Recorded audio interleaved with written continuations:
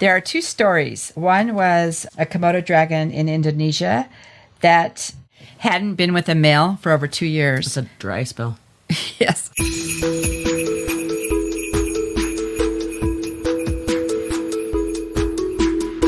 It's the holiday season. There's a lot of people who celebrate Christmas all across the world. Christmas is based on the concept of a virgin birth, also known as Immaculate Conception. So you might be wondering, can animals or humans actually reproduce without sex? Lucky for you, reproductive biologist Dr. Betsy Cairo has the answer.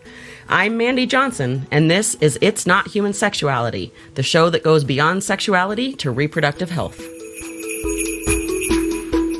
All right, Betsy, tell us about virgin birth and immaculate conception. Can that really happen? Not in humans, but it can happen in some animals. But just for some basis of understanding, the word you're looking for is called Parthenogenesis, and that is a Greek word for virgin birth. And mostly what it means is reproducing asexually.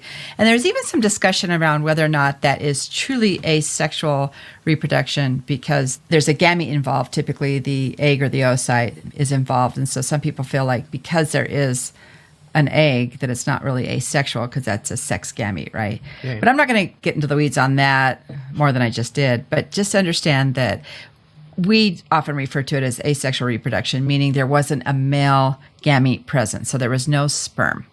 And we all know that the sperm must fertilize the egg, and the egg then becomes an embryo, and the embryo implants, and then there's a pregnancy, and then we give birth. But that doesn't happen in humans. It happens in a different way in humans, of what we call maybe a chimeric happening, where you might have a twin gestation, and one twin absorbs the other twin because the other twin isn't fully viable, and has then both components of that twin. So you could have somebody who is female in all of their phenotypical, they have female genitalia, still have a Y but they have chromosome. XY. Yeah. Isn't that interesting? Yeah. And so while that's not really considered Parthenogenesis, some people actually refer to it kind of in that concept. I see. But there are animals that do reproduce, and I'd like to tell you about like the top 10. Yeah, tell me top 10 animals that reproduce asexually by Yep. Betsy Cairo. Yep. Number 10. Okay. Komodo dragon. The Komodo dragon. Yep. There are two stories. One was a Komodo dragon in Indonesia that hadn't been with a male for over 2 years. It's a dry spell. Yes. And laid eggs. Okay. And these eggs hatched.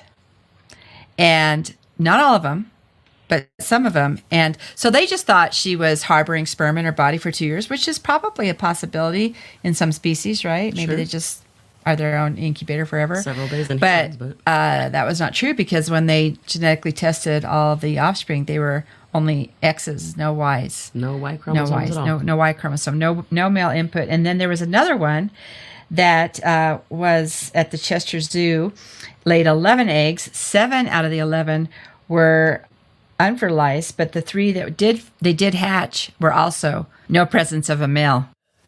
So that's a pretty big animal to Yeah. reproduce parthenogenically, right? Yeah, we're not talking about, one-celled animals or anything here. We're talking about Komodo dragons. Right, but now we're going to go really tiny. Aphids do this.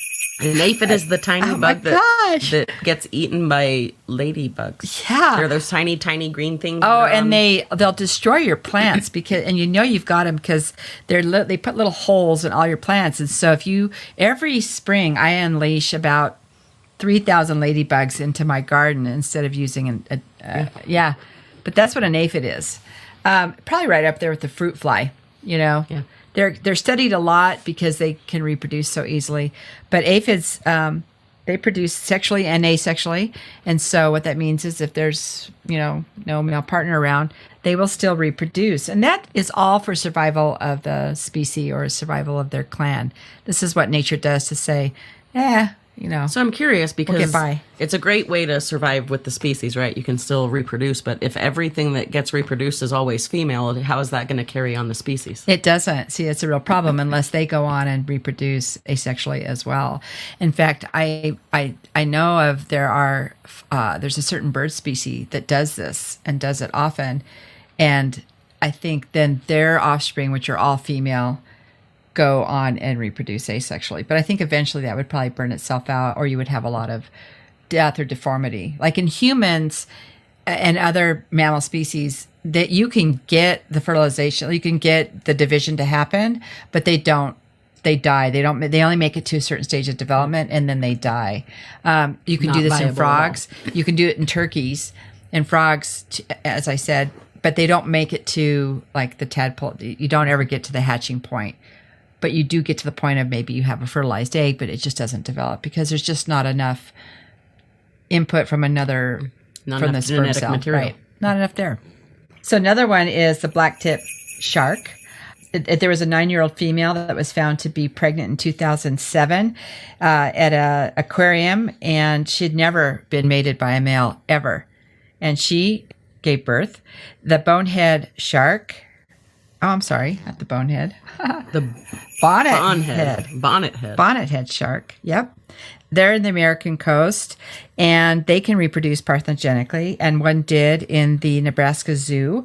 Here's one, which is called, there's a water flea species called the Daphnia pulex. A water flea?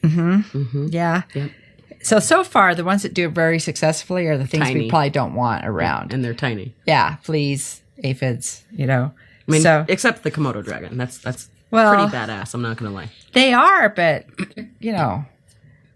they're like, they kill things. I know, but they're badass animals, and they're just like, screw it, I don't need a man. I think that's where that is. And then here's one though. Have you ever heard of a velvet worm? The velvet worm? Yeah, the velvet worm. They reproduce through parthenogenesis. That'd be a great name for a bar. Band. Oh. Both. How about? Yeah, we could say the velvet worm. Yeah. And then we have a spider. Of course. See, all the things that people don't like. We don't really want them around. Right. As much, So this spider is in the Galapagos Islands, and it reproduces parthenogenically. And then we have a blind snake that is able to do this. That's native to Asia and Africa. We have geckos. They can produce parthenogenically. This is more of the Indo-Pacific area. And last but not least, the New Mexico whiptail, which is a lizard. So pretty big animals, reproducing parthenogenically. Nature always makes it interesting. So I guess that means that certain spiders, aphids, water fleas will not become extinct. Oh, goody. Just what we always wanted. Right. The species that will never die. Yeah. So that kind of wraps up the parthenogenic Immaculate Conception virgin birth theory. So no humans, lots of animals, many tiny, one badass. Dragon. Yeah, I like it. Yeah. Don't mess with those dragons.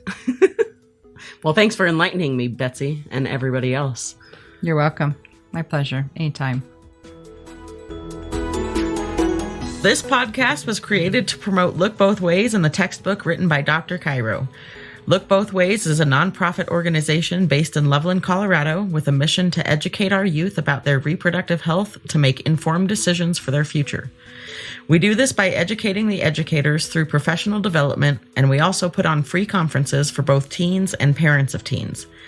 Textbooks used at schools are donated by Look Both Ways to eliminate the money obstacle for schools interested in piloting or adopting our curriculum and textbook. As a nonprofit, we're always fundraising and accepting donations.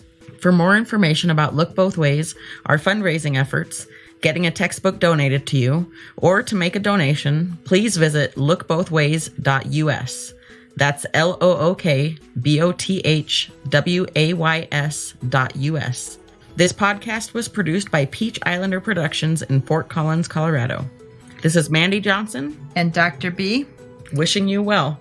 Be sure and catch all our episodes of It's Not Human Sexuality on Spotify, Podbean, or wherever you get your podcasts.